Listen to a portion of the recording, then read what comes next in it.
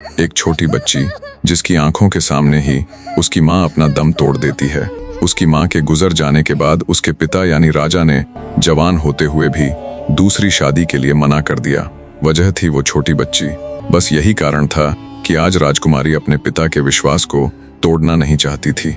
काफी सोचने के बाद भी फूलमदे निर्णय लेने में असफल रही कि वो अपने पिता के चुने हुए लड़के से विवाह करे या फिर उसे दिलो जान से चाहने वाले राजकुमार को चुने।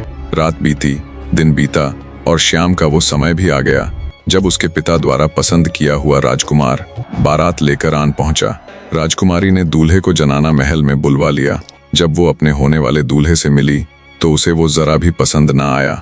अंततः राजकुमारी फूलमदे भी राजकुमार के साथ गंजे की योजना में शामिल हो जाती है। बंजारन के वेश में राजकुमार दूल्हे के सामने सुंदर नृत्य करता है और राजकुमारी फूलमदे उसे धनाधन मदिरा का सेवन करवाती है।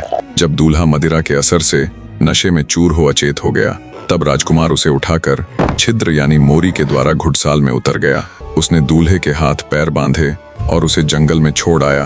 उसके बाद राजकुमार ने अपनी जनानी वेशभूषा त्याग कर बंजारे की वेशभूषा धारण कर ली। इधर जैसे ही सुबह हुई, राजकुमारी फूलमदे ने राजमहल में ये बात फैला दी कि दुल्हा बंजारन पर आसक्त हो उसे लेकर रातों रात फरार हो गया। राजा को जब ये बात पता चली तो उसे दूल्हे पर बड़ा क्रोध आया। सोचा जब बंजारा अपनी बंजारी को लेने आएगा तो उसे क्या जवाब दूंगा। राजा इसी सोच में खोया हुआ था कि गंजा और राजकुमार बंजारों के वेश में महल में आ धमके। राजा को प्रणाम कर बंजारा बोला, हे अन्नदाता, कृपया आप मेरी भाभी को बुलवा दीजिए। मैं अपने भाई को ले आया हूँ। ये बड़ा बेसब्र है अपनी पत्नी से मिलने के लिए। बंजारे की बात सुन राजा ने अपना सिर झुका लिया। बार बार पूछने पर राजा ने उनके सामने सारी घटना कह सुनाई।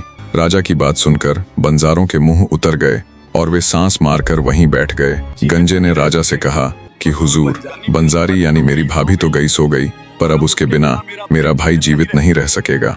खैर, जो हुआ सो हुआ। हमें तो इस बात का बड़ा अफसोस है कि आप एक राजा होकर भी अपना वचन नहीं निभा सके। मैंने बड़े विश्वास के साथ अपनी भाभी को आपके पास छोड़ा था। बंजारों की बात सुन राजा बड़ी दुविधा में पड़ गया।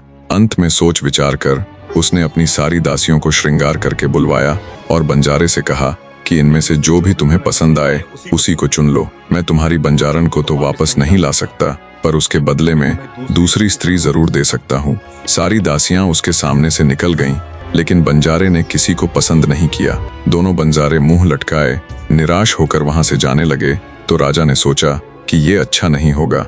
एक राजा होकर यूं वचन तोड़ना सरासर राजवंशी परंपरा के विरुद्ध है और प्रजा को क्या विश्वास रह जाएगा ऐसे राजा पर।